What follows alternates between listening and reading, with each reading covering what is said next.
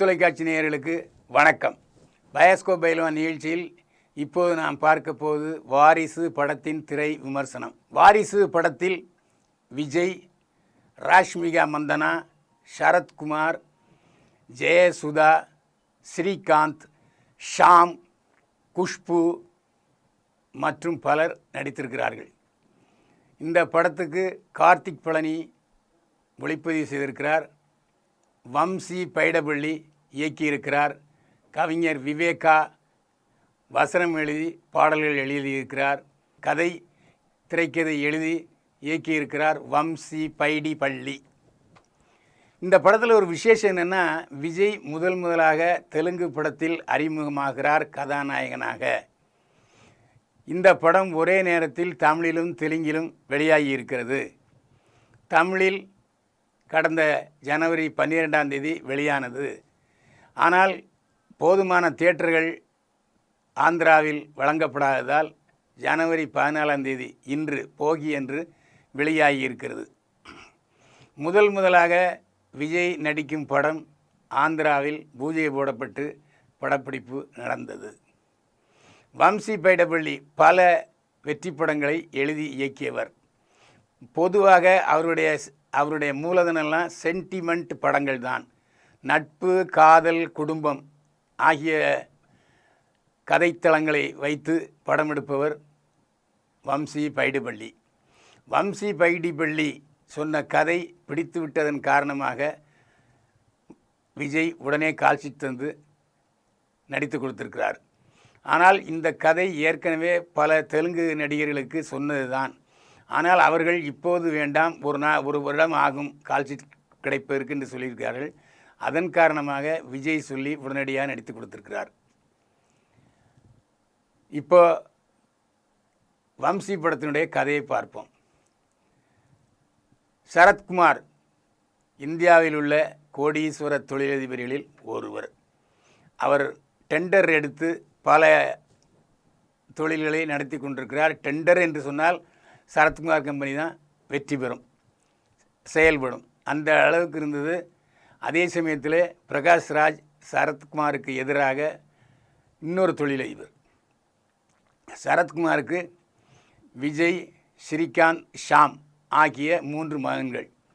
ஸ்ரீகாந்த், ஷாம் இருவரும் தந்தையுடன் சேர்ந்து அவருடைய தொழிலை கவனிக்கிறார்கள். விஜய் வெளிநாட்டிலிருந்து படித்துவிட்டு வரும்பொழுது, எனக்கு வாரிசாக வேண்டுமென்றால் அதற்கு அனுபவம் தேவை என்று விஜயிடம் சொல்கிறார். உடனே விஜய் சொல்கிறார், நான் உங்கள் வாரிசாக இருப்பதை விட, உங்கள் தொழிலை கவனிப்பதை விட என் வழி தனி வழி, நான் தனியாக தொழில் நடத்தி கொள்கிறேன், உங்களை நம்பி நான் இல்லை என்று சொல்லிவிட்டார். உடனடியாக சரத்குமார் குடும்பத்தை விட்டு பிரிகிறார் விஜய். அவர் பாட்டுக்கு ஒரு 7 வருஷம் தனியாக இருக்கிறார். 7 வருடம் அம்மாவிடம் கைபேசியில் பேசுகிறார், அப்பாவிடம் பேசுவதே இல்லை. அப்பா விஜயை மறந்து விட்டார் என்று கூட சொல்லலாம். இந்த சூழ்நிலையில் 60ஆம் ஆண்டு திருமண விழா வருகிறது சரத்குமாருக்கு. அம்மா ஜெயசுதா மகன் விஜயை, வீட்டுக்கு வாப்பா, உங்கள் அப்பாவுக்கு 60ஆவது ஆண்டு விழா திருமணம் நடக்குது அப்படின்னு சொல்கிறார். அம்மாவின் வார்த்தையையும் வேண்டுகோளையும் தட்ட முடியாத விஜய் வீட்டுக்கு வருகிறார். சரத்குமார் வீடு பார்த்திங்கன்னா, அடேங்க அப்பா, பெரிய பிரம்மாண்டமான மாளிகை, அதுக்கு முன்னாடி பெரிய பூந்தோட்டம், அந்த பூந்தோட்டத்திலே 100 குடும்பம் வசிக்கலாம். அந்த மாதிரி பார்த்துங்க, அந்த மாதிரி ஒரு பங்களாவை நான் பார்த்துருக்க முடியாத ஒரு சொகுசு வாழ்க்கை வாழ்கிறார் சரத்குமார். வீட்டுக்கு விஜய் 7 ஆண்டுகளுக்கு பிறகு வீட்டுக்கு வந்த பிறகு தான் தெரிகிறது, வீடாக இல்லை. பணம் இருக்கிறது, ஆனால் பாசம் இல்லை. பணம் இருக்கிறது, ஆனால் உறவு இல்லை. உதாரணமாக சொல்லப்போனால் 2 மகன்களும் ஷாம், ஸ்ரீகாந்த் இருவரும் அப்பாவுக்கு எதிராக செயல்படுகிறார்கள். இதில் ஷாமை பிரகாஷ்ராஜ் தன்வசப்படுத்தி கொள்கிறார். தந்தையின் கண்ணை மகனை வைத்தே குத்தச் செய்கிறார் பிரகாஷ்ராஜ். இதெல்லாம் தெரியாமல் இருக்குது சரத்குமாருக்கு. ஆனால் இதையெல்லாம் புரிந்து கொண்ட விஜய் அந்த குடும்பத்தில் உள்ள பிரச்சனைகளை, முடிச்சுகளை ஒவ்வொன்றாக அவுக்கிறார். ஏன்னா ஸ்ரீகாந்த் மனைவி சங்கீதா, ஆனாலும் வெளியில் இன்னொரு வைப்பாட்டி வச்சுருக்காரு. சின்ன வீடு வைத்திருக்கிறார். அவர் ஒரு நாள் திடீரென்று வீட்டுக்கு வந்து ரகளை செய்கிறார். அதையும் சரத்குமார் பார்த்து நொந்து போகிறார். அதே மாதிரி தன் கம்பெனிக்கு வர வேண்டிய டெண்டர்கள் அனைத்தும் ஷாம் துரோகத்தனம் செய்ததன் காரணமாக வேறொரு கம்பெனிக்கு போகிறது. ஷாமுடைய சதித்திட்டம் காரணமாக சரத்குமார் கம்பெனிக்கு வர வேண்டிய டெண்டர்கள் பிரகாஷ்ராஜ் கைக்கு போகிறது. இந்த மாதிரி பல இடியாப்ப சிக்கல்களை விஜய் அந்த வீட்டில் இருந்து தீர்த்து வைக்கிறார். இதுதான் கதை. விஜய் கதாநாயகன் நடித்திருக்கிறார். ஆனால் இந்த படத்தை பொறுத்தவரையில் பாகப்பிரிவினை, சூரிய வம்சம் உள்ளிட்ட பல படங்களின் கதைகள் அப்படியே கோர்த்து வைக்கப்பட்டிருக்கிறது. தந்தைக்கு பிடிக்காத மகன், ஏற்கனவே நிறைய கதைகள் வந்திருக்கிறது.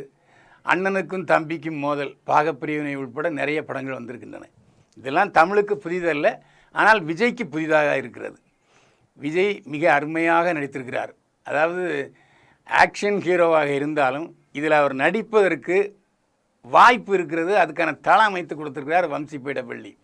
காதலியுடன் பேசும் பொழுது ஒரு குறும்புத்தனமான நையாண்டி, வில்லனிடம் பேசும் பொழுது ஒரு பாடி லாங்குவேஜ், வித்தியாசமான பாடி லாங்குவேஜோட நகைச்சுவை கலந்த வில்லத்தனத்தை வெளிப்படுத்தி இருக்கிறார் விஜய்.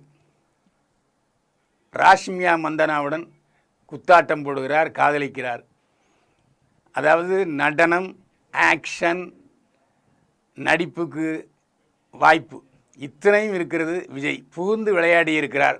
அதுவும் சொல்லப்போனால் ரஞ்சிதமே ரஞ்சிதமே என்று பாடும் நடன காட்சி ரசிகர்களை உச்சாணி கொம்பில் ஏற்றி விசிலும் கூச்சலுமாக தியேட்டர் ரணகளப்படுகிறது என்று சொன்னால் மிக இல்லை. விஜய் தன்னுடைய ரசிகர்களை மிகவும் சந்தோஷத்தில் குளிப்பாட்டி இருக்கிறார் என்று தான் சொல்ல வேண்டும். விஜயின் பெயர் சொல்லக்கூடிய படங்களில் இது ஒன்று. கிட்டத்தட்ட ஒரு 10 ஆண்டுகளுக்கு பின்னால் போய் காதலுக்கு மரியாதை, பூவை உனக்காக பாணியில் மேலோடி கதாநாயகனாக மாறி இருக்கிறார் விஜய். இந்த படத்தில் முதல் முறையாக விஜய் நடித்து நாம் அழுகிறோம். சோக காட்சிகளில் விஜய் தன்னுடைய திறமையின் கொடியை பட்டொளி வீசி பறக்கச் செய்திருக்கிறார். கதையின் நாயகி ராஷ்மிகா மந்தனா, அவர் திறமையையும் காட்டியிருக்கிறார், உடலையும் காட்டியிருக்கிறார். கவர்ச்சிகளை தாராளமாக வழங்கியிருக்கிறார். கவர்ச்சி காட்சிகள், நடன காட்சிகள், கண்களை அகல விரித்து ஜொல்லு விட்டு கொண்டிருக்கிறார்கள் ரசிகர்கள். விஜயின் அப்பாவாக சரத்குமார், நாட்டாமையாக கதையின் நாயகனாக வந்த சரத்குமார் இந்த படத்தில் நோயாளியாக, நிம்மதியற்ற கோடீஸ்வர தொழிலதிபராக வாழ்ந்திருக்கிறார். மகனிடம் இந்த வீட்டில் இருப்பியா என்று கேட்கிற இடத்திலே சரத்குமார் உருக வைத்து விடுகிறார். நான் வியாபாரத்தில் உலகை ஜெயித்தேன், ஆனால் வீட்டில் தோற்றுவிட்டேன் என்று சொல்கிற கட்டம் அட்டகாசமான கட்டம். அதில் எந்த சந்தேகமும் இல்லை. இனிமேல் பல படங்களில் சரத்குமாரை தேடி அப்பா வேஷம் வரும், அதில் சந்தேகமே இல்லை. சோகத்தின் பிம்பமாகிவிட்டார் சரத்குமார். அவரின் மனைவியாக, விஜயின் அம்மாவாக வரும் ஜெயசுதா ஆரம்ப காலத்தில் தமிழ் படத்தில் பல படங்களில் கதாநாயகி நடித்தவர். அவரை கதாநாயகியை அறிமுகப்படுத்தியவர் இயக்குனர் வி.சி. குகநாதன், பெத்த மனம் பெத்து என்ற படத்தில். அதற்கப்புறம் தெலுங்குக்கு போய் தெலுங்கில் எல்லா நடிகர்களும் நடித்தவர் ஜெயசுதா. ஆந்திர பிரதேசத்தில் தேர்ந்தெடுக்கப்பட்ட, மக்களால் தேர்ந்தெடுக்கப்பட்ட நாடாளுமன்ற உறுப்பினராகவும் பணியாற்றி இருக்கிறார். 60 வயசானாலும் இன்னமும் நடிப்பு அப்படியே இருக்கிறது, இன்னமும் அந்த முகப்பாங்கு அப்படியே இருக்கிறது ஜெயசுதாவுக்கு. அம்மாவாக அசத்தி இருக்கிறார். ஒரு மனைவி கணவனிடம் எந்த அளவுக்கு பணிந்து போக வேண்டும், நயந்து போக வேண்டும் என்பதை வெளிப்படுத்தியிருக்கிறார் ஜெயசுதா. நல்ல அம்மா, பாசமுள்ள அம்மா ஜெயசுதா. இந்த படத்தில் கதாநாயகர்களாகவும் வில்லன்களாகவும் நடித்த பிரகாஷ் ராஜ், ஷியாம், தெலுங்கு ஸ்ரீகாந்த் ஆகியோர் பிரமாதப்படுத்தியிருக்கிறார்கள். போதாக்குறைக்கு சுமன், அவரும் ஒரு வில்லனாக வருகிறார். இதில் ஷாம் இளமை தந்துவும் இன்னும் அப்படியே இருக்கிறார், அவரும் வில்லன் பண்ணியிருக்கிறார். அந்த இளம் வில்லன், அழகான வில்லன் ஷாம், சுமன் மாதிரியே. ஸ்ரீகாந்த் பல தெலுங்கு படங்களில் வில்லனாக நடித்தவர். இந்த படத்துலையும் வில்லனாக நடிச்சிருக்காரு. அவருடைய பாத்திரத்தை அழகாக செதுக்கியிருக்கிறார் இயக்குனர் வம்சி பைடிபள்ளி. 2 காட்சிகளில் வந்தாலும் நடிகர், இயக்குனர், தயாரிப்பாளர் எஸ்.ஏ. சூர்யா தனி ராஜபாட்டையில் கைத்தட்டல்களை அள்ளுகிறார். அதான் ஒரு இயக்குனர் கம் நடிகருங்கிறது. எத்தனை காட்சிகளில் வந்தோம் என்பது முக்கியமல்ல, வருகிற காட்சிகளில் மக்களை கவர்ந்தோமா, மக்களின் பார்வையை தம் பக்கம் திருப்புகிறோமா என்பதுதான் முக்கியம். அந்த விஷயத்தில் எஸ்.ஏ. சூர்யா அதகலப்படுத்துகிறார் என்று தான் சொல்ல வேண்டும். இந்த படத்தில் பிரகாஷ்ராஜ் சலாம் என்று சொன்னால் அது பிரகாஷ்ராஜ். இந்த படத்தில் சலாம் அப்படின்னு கூப்பிடுபவர் கதாநாயகன் விஜய். வழக்கம் போல கண்களாலேயே மிரட்டி வில்லத்தனத்தை உருட்டி இருக்கிறார் பிரகாஷ்ராஜ். எப்போவுமே பிரகாஷ்ராஜுடைய வில்லத்தனம் தனி வழி என் வழி என்பதாகும். அந்த வழியில் ராஜநடை போட்டிருக்கிறார் பிரகாஷ்ராஜ். இந்த படத்தில் திலீப் சுப்ராயன் சண்டை காட்சிகளை அமைத்திருக்கிறார். பிரமாதமான சண்டை காட்சிகள்.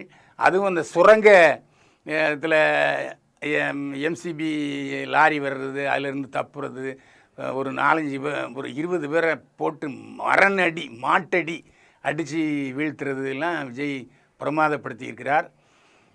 இதில் ஒரே ஒரு குழப்பம் என்னென்னா, சண்டை காட்சிகள் நடனம் படமாக்கப்பட்ட விதமும் கிராஃபிக்ஸாக இருக்குது. அந்த சுரங்கம் முழுக்க கிராஃபிக்ஸ் அது நன்றாகவே தெரிகிறது.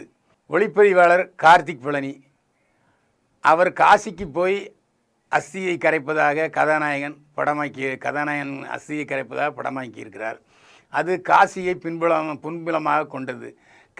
காசியில் படமாக்காமல் கிராஃபிக்ஸில் படமாக்கியது அப்படியே தெரிகிறது. அது மட்டும் இல்லை, இன்ட்ரோடக்ஷன் காட்சி, விஜய் இன்ட்ரோடக்ஷன் காட்சியும் கிராஃபிக்ஸ் என்பது நன்றாக தெரிகிறது. இவ்வளவு கிராஃபிக்ஸ் காட்சிகளை தேவையற்ற முறையில் பயன்படுத்த வேண்டுமா என்பது கேள்விக்குறியாக இருக்கிறது. இப்போல்லாம் கிராஃபிக்ஸ் என்பதை ரசிகர்கள் ஈஸியாக கண்டுபிடிச்சிடறாங்க. கண்டுபிடிச்சி இவ்வளவு தானா என்று எகத்தாளம் செய்கிறார்கள். ஆனால் கார்த்திக் பழனியுடைய ஒளிப்பதிவை நாம் குறை சொல்ல முடியாது. மிக அருமையாக செய்திருக்கிறார். அது நடன காட்சிகளானாலும் சரி, பங்களா காட்சிகளானாலும் சரி, வெளிப்புற காட்சிகளானாலும் சரி, அவர் மீது குற்றமில்லை. கிராஃபிக்ஸ் பயன்படுத்தியது கிராஃபிக்ஸாகவே தெரிகிறது என்பதுதான் உண்மை. நிழலை நிஜமாக்கி காட்டுவது சினிமா. நிழலை நிழலாகவே காட்டினால் அது சினிமா இல்லை, தோற்றுவிடும். தமன் இசையமைத்திருக்கிறார். 2 பாடல்கள் அருமையான பாடல்கள். மற்றபடி பின்னணி இசை தூக்கலாக இருக்கிறது. இந்த படத்துக்கு சண்டை காட்சிகள் இருந்தாலும் அந்த சண்டை காட்சிகளுக்கு ஏற்ப இசையமைத்திருக்கிறார், பின்னணி இசையை கொடுத்திருக்கிறார் தமன். எனவே அவருக்கும் நமது பாராட்டுக்கள். கதை, திரைக்கதை எழுதியிருக்கிறார், இயக்கியிருக்கிறார் வம்சி பைடிபள்ளி. அப்படியே தெலுங்கு வாட படத்தை முழுக்க வீசுகிறது என்பது உண்மைதான், அதில் எந்த சந்தேகமும் இல்லை. ஆனால் இந்த படத்தின் பாடல்களை மட்டுமில்லாமல் வசனமும் எழுதியிருப்பவர் கவிஞர் விவேகா. அவரை பொறுத்தவரை பாராட்டித்தான் ஆக வேண்டும். ஏனென்றால் வசனங்கள் ஆங்காங்கே ரத்தினமாக ஜொலிக்கின்றன, அதில் எந்த சந்தேகம் இல்லை. ஏனென்றால் கவிஞர்கள் மிகவும் அருமையாக வசனம் எழுதுவார்கள். பாடல் வரிகளை போறவே வசன வரிகளையும் உருவாக்கி இருக்கிறார் விவேகா. அதற்கு தனி சபாஷ் போட வேண்டும். இந்த படத்தை தயாரித்திருக்கிறார் தில் ராஜு. அவர் பேரே தில் ராஜு. இவ்வளவு செலவு பண்ணுவதற்கு அவருக்கு ஒரு தில் வேண்டும். ஏனென்றால் உலகம் முழுவதும் 3 நாளில் விஜய் நடித்த வாரிசு படம் 25 கோடி ரூபா கலெக்ஷன் பண்ணியிருக்கு. நிச்சயமாக இது ஒரு வசூல் சாதனை தான் என்பதில் சந்தேகமில்லை. விஜய் ரசிகர்களையும் அந்த பொழுதுபோக்குக்காக சினிமாவுக்கு வருகிற ரசிகர்களையும் கவர்ந்திருக்கிறார் வம்சி பைடிபள்ளி. வாரிசு கொஞ்சம் அங்கங்கே லேகு, அதாவது ஜவ்வு போல் இருந்தாலும் படம் கொஞ்சம் நீளமாக இருக்கிறது. நீளத்தை குறைத்திருக்கலாம். ஏற்கனவே படம் 3 மணி நேரம் இருந்திருக்கும் போல் இருக்குது, அதையும் குறைத்திருக்கிறார்கள். குஷ்பு பெயர் பட டைட்டில் வருகிறது. குஷ்பு நடித்த காட்சிகளை அப்படியே தூக்கி எடுத்து விட்டார் வம்சி பைடிபள்ளி. இன்னும் வெட்டி எறிய வேண்டிய காட்சிகள் பல இருக்கிறது. உதாரணமாக அந்த விஜயுடைய அண்ணன் மகள் கடத்தி கொண்டு செல்கிற காட்சிகளை அப்படியே தூக்கி வைத்து விடலாம். ஏன்னா படத்தோட ஒட்டவே இல்லை. அதர ப்ளஸ் பஞ்சாங்க ப்ளஸான காட்சிகள் அது நன்றாகவே இல்லை. எனவே படத்தை 2.5 மணி நேரமாக குறைச்சா நல்லாயிருக்கும். மற்றபடி கொஞ்சம் சீரியல் மாதிரி போகிறது என்னமோ உண்மைதான், அதில் எந்த சந்தேகம் இல்லை. ஆனால் நிச்சயமாக வாரிசு பெண்களை கவரும். பெண்களை கவர்ந்தாலே பெண்கள் அக்கம் பக்கத்தில் உள்ளவங்க, தன்னுடைய குடும்பத்தில் உள்ளவங்க எல்லாரையும் கூட்டு வந்து படத்தை பார்ப்பாங்க. எனவே நீண்ட இடைவெளிக்கு பிறகு விஜய் நடித்திருக்கிற ஒரு அருமையான குடும்ப படம் வாரிசு. வாரிசு படத்துக்கு 100க்கு 53 மதிப்பெண்கள். மீண்டும் சந்திப்போம். வாழ்க வளமுடன்.